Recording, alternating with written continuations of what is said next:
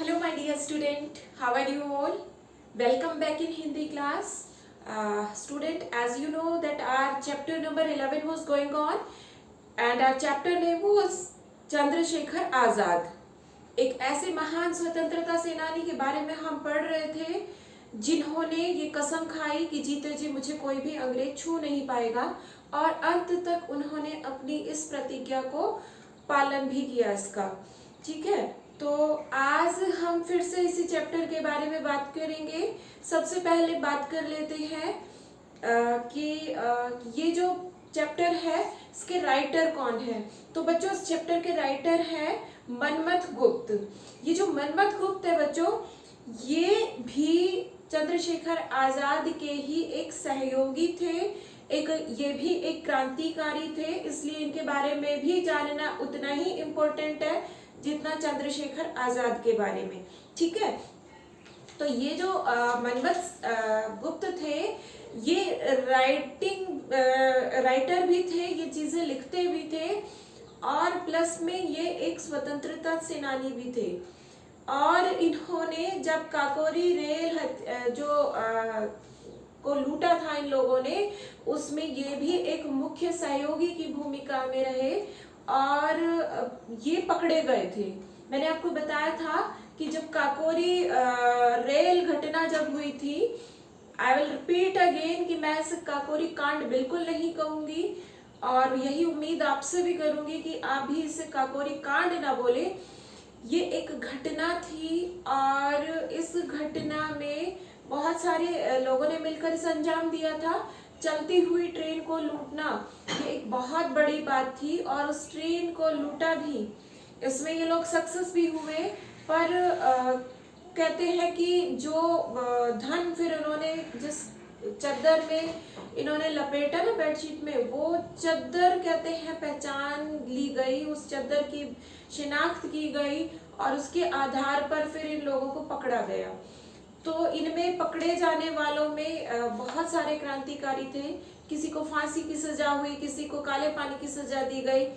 और इसी कड़ी में जो ये हमारे आज के जो राइटर है इस चैप्टर के, मनमथ गुप्त, इनको भी पकड़ लिया गया था. और ये मात्र 14 वर्ष के थे उस समय.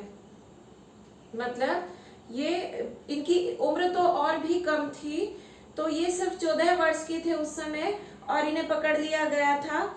और इन्हें 14 साल की सजा हुई थी. इन्हें मतलब बहुत ज्यादा एज इनकी नहीं थी, लेकिन 14 साल की सजा इनको हुई थी. तो चलिए इनके बारे में थोड़ा सा पढ़ लेते हैं कि क्या ये इनके बारे में है. तो ये मनमथ गुप्त का जन्म वाराणसी में हुआ. वाराणसी यूपी में है, उत्तर प्रदेश में. तो वाराणसी में इनका जन्म हुआ. 7 फरवरी 1908 को हुआ. वे मूलतः भारत के स्वाधीनता संग्राम में भाग लेने वाले क्रांतिकारी थे. काकोरी कांड में जिन क्रांतिकारियों ने रेलगाड़ी रोककर अंग्रेजी सरकार का खजाना लूटा था, उनमें मनमथ भी शामिल थे. इस कांड में वे पकड़े गए और उन्हें 14 वर्ष की सजा भी हुई थी. जेल से छूटने के बाद वे क्रांतिकारी लेख लिखने में इतने व्यस्त हो गए थे कि उनकी प्रमुख रचनाएं हैं भारतीय क्रांतिकारी आंदोलन का इतिहास. ये इन्होंने लिखी है जो अपनी रचनाएं हैं. आधी रात के अतिथि, दिन दहाड़े और शहादतनामा, ये कुछ इंपॉर्टेंट लेख हैं जो इन्होंने लिखे. इस महान सपूत का निधन 26 अक्टूबर 2000 को हुआ. 2000, अभी आज से 20 साल पहले ही इनकी मृत्यु हुई. काफी लंबे समय तक ये जिए. तो आप समझ सकते हैं कि 1925 में जब इन्होंने रेल घटना को अंजाम दिया, तो इनकी उम्र उस समय बहुत अधिक नहीं रही होगी. ठीक है, तो ये थे मनमथ गुप्त. इनका भी रोल उतना ही इम्पोर्टेंट है देश को आजाद कराने में जितना बाकी क्रांतिकारियों का, जिन्हें हम जानते हैं, जिनके हम नाम पहचानते हैं. लेकिन कहते हैं कुछ लोग लाइमलाइट में आ जाते हैं जिनके नाम हम लोग जानते हैं, जैसे महात्मा गांधी हो गए, आपके जवाहरलाल नेहरू. लेकिन कुछ लोग जो है वो उन्होंने बहुत बड़े बड़े काम किए, लेकिन वो इतने फेमस नहीं हुए जितने ये लोग हो गए. ठीक है, लेकिन इनकी शहादत, इनका बलिदान, इनकी जो देश के प्रति भावना थी वो कम नहीं थी, और हमें भी उसे कम नहीं आंकना चाहिए। तो ये थी मनमथ गुप्त की बात जो हमने अभी की। अब आगे चलते हैं और इस पाठ के हम लिखित प्रश्न उत्तर करते हैं। देखिए, लिखित प्रश्न उत्तर आज हम करेंगे क्योंकि मौखिक ऑलरेडी हम कर चुके हैं। मौखिक में पहला क्वेश्चन था हमारा, ब्रिटिश युवराज का नाम पूछा गया था, तो उनका नाम था एडवर्ड। उसके बाद है, मजिस्ट्रेट के पूछने पर बालक चंद्रशेखर ने अपना क्या नाम बताया, तो बालक चंद्रशेखर ने अपना नाम आजाद बताया था, जबकि अपने पिता का नाम उन्होंने स्वाधीनता बताया था, और अपना घर जेल खाना बताया था। उसके बाद चंद्रशेखर आजाद की मृत्यु कब हुई, तो 27 फरवरी 1931 की इनकी मृत्यु होती है। अब हम बात कर लेते हैं लिखित प्रश्न उत्तर की। पहला प्रश्न हमारा रहेगा, पहले तो आप लोग जब भी जो भी प्रश्न आप लिख रहे हैं वो मौखिक है या लिखित, उसकी हेडिंग जरूर लिखेंगे। तो ये लिखित प्रश्न उत्तर है हमारे, इस तरह से आप हेडिंग जरूर लिखें। पहला प्रश्न, और पहला प्रश्न है हमारा, चंद्रशेखर आजाद कौन थे। दो वीडियोस में हम बात कर चुके हैं, अब तक आप लोग भी समझ चुके होंगे कि चंद्रशेखर आजाद थे कौन। तो चंद्रशेखर आजाद, एक बार अपने दिमाग में उत्तर सोचिए कि चंद्रशेखर आजाद कौन थे। एक ऐसे महान सपूत जिन्होंने देश की रक्षा के लिए अपने प्राणों का बलिदान कर दिया। ठीक है, तो चंद्रशेखर आजाद एक महान स्वतंत्रता सेनानी थे। ये हो जाएगा हमारा उत्तर, चंद्रशेखर आजाद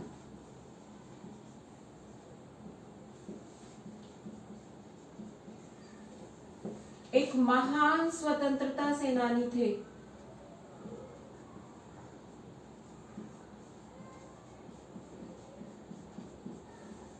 स्वतंत्रता सेनानी थे, स्वतंत्रता में अपना इम्पोर्टेंट रोल प्ले करने वाले एक महान सपूत थे भारत माता के।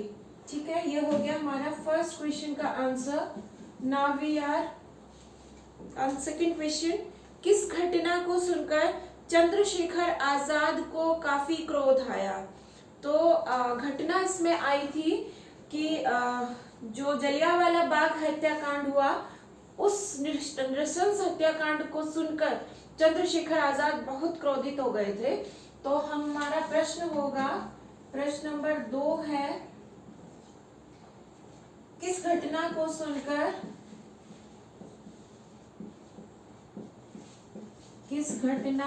सुनकर चंद्रशेखर आजाद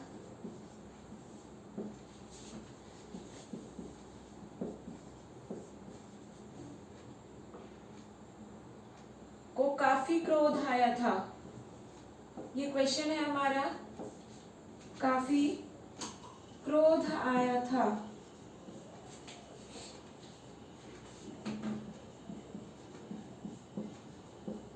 तो घटना कौन सी थी, उस घटना का नाम हमें लिखना है। उत्तर हो जाएगा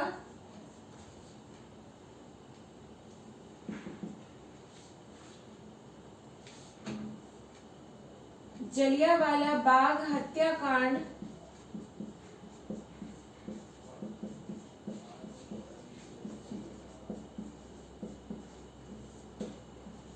की घटना सुनकर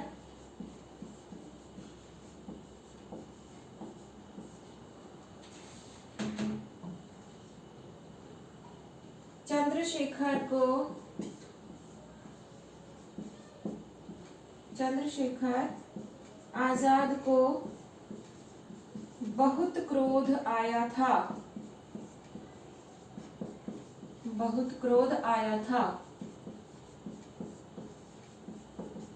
ये हो गया हमारा सेकंड क्वेश्चन, प्रश्न नंबर 2।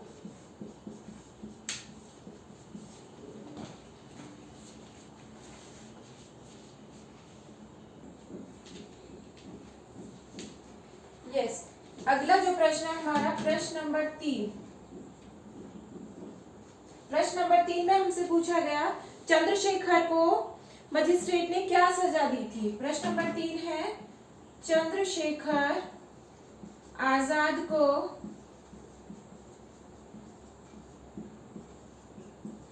मजिस्ट्रेट ने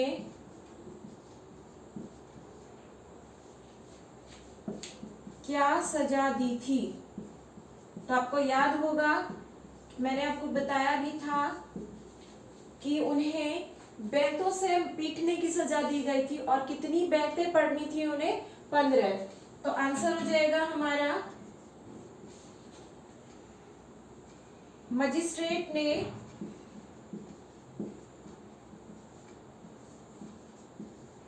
चंद्रशेखर आजाद को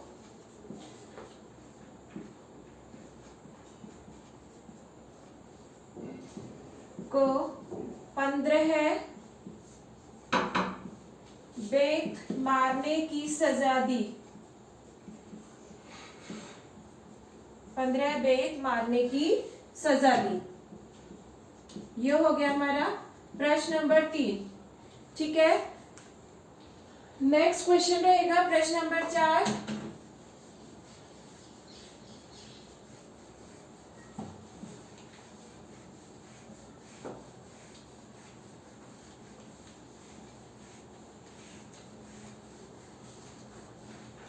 प्रश्न नंबर 4 है हमारा, क्रांतिकारियों के दल को संगठन के लिए धन जुटाना था। जैसा कि मैंने बताया था कि किसी भी संगठन को चलाने के लिए हमें धन की आवश्यकता होती है। तो यहाँ भी जो क्रांतिकारियों ने जो संगठन बनाया था, जो दल बनाया था, उसके लिए उन्हें धन की आवश्यकता थी। क्रांतिकारियों के दल को संगठन के लिए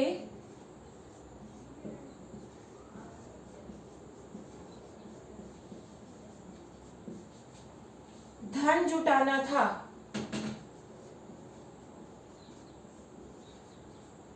ठीक है, और इसके लिए दल ने क्या किया, ये प्रश्न है मेन तो, कि उन्होंने किया क्या? इसके लिए उन्होंने क्या किया भाई? कौन सा ऐसा स्टेप लिया उन्होंने कि वो धन जुटा पाए या नहीं?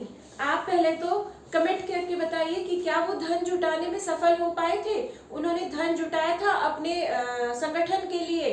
ये आंसर करेंगे आप कमेंट करके। ठीक है, तो अब हम इसका उत्तर लिखते हैं कि उन्होंने किया क्या था। तो इसका आंसर हो जाएगा, धन जुटाने के लिए क्रांतिकारियों ने धन जुटाने के लिए क्रांतिकारियों ने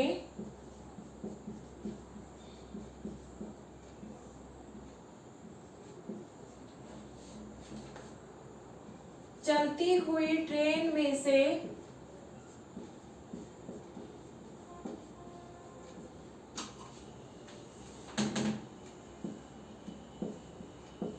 सरकारी खजाने को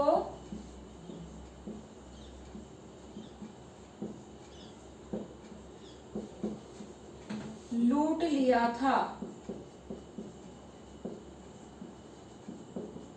ठीक है, ये हो गया आंसर कि धन जुटाने के लिए क्रांतिकारियों ने चलती हुई ट्रेन में से सरकारी खजाने को लूट लिया था।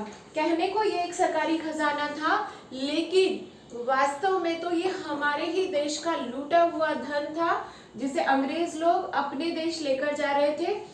कोई गलत काम नहीं किया था, इसीलिए इसे हम कांडनीय घटना कहते हैं। ठीक है, अगला प्रश्न देखिए, प्रश्न नंबर 5 है हमारा, चंद्रशेखर आजाद ने क्या प्रण लिया? ये है प्रश्न कि चंद्रशेखर आजाद ने क्या प्रण लिया, क्या उन्होंने डिसाइड किया? आपको याद करिए, हमने चैप्टर पढ़ा था कि चंद्रशेखर आजाद ने एक प्रण लिया था, एक खुद से एक प्रॉमिस किया था। तो वो क्या प्रॉमिस था? बताइए मुझे कमेंट करके फटाफट से कि क्या प्रण लिया था उन्होंने। ठीक है, चलिए मैं बता रही हूँ आपको आंसर कि चंद्रशेखर आजाद ने ये प्रण लिया था कि जब तक मैं जिंदा रहूंगा मुझे कोई भी पकड़ नहीं पाएगा। किसी में इतनी हिम्मत नहीं है कि मेरे जीते जी मुझे कोई पकड़ पाए।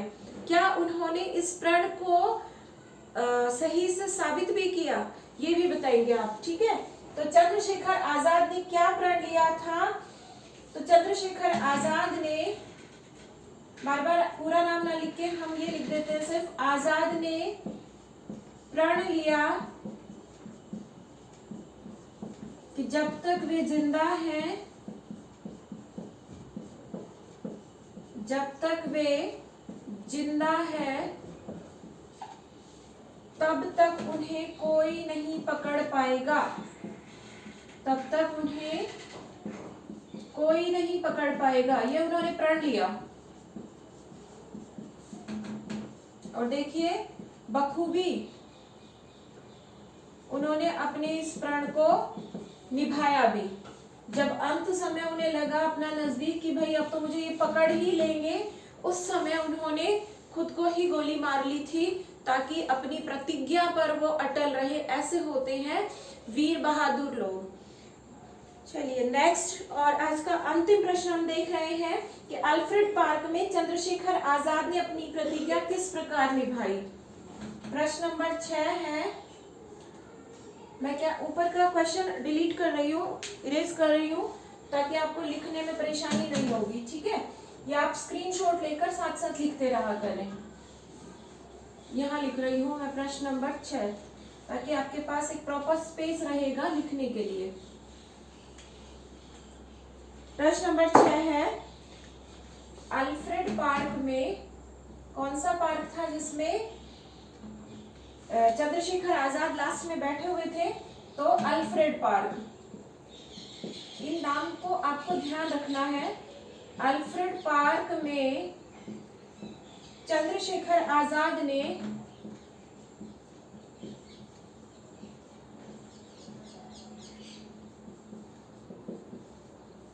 अपनी प्रतिज्ञा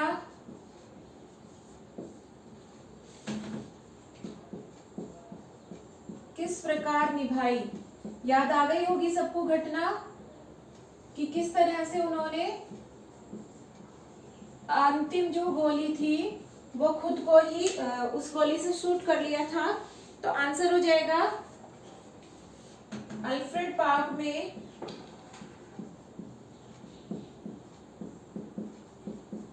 पार्क में चंद्रशेखर ने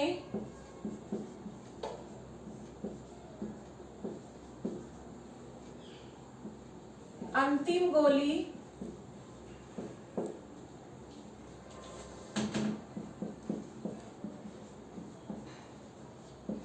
खुद को मारकर अपनी प्रतिज्ञा निभाई।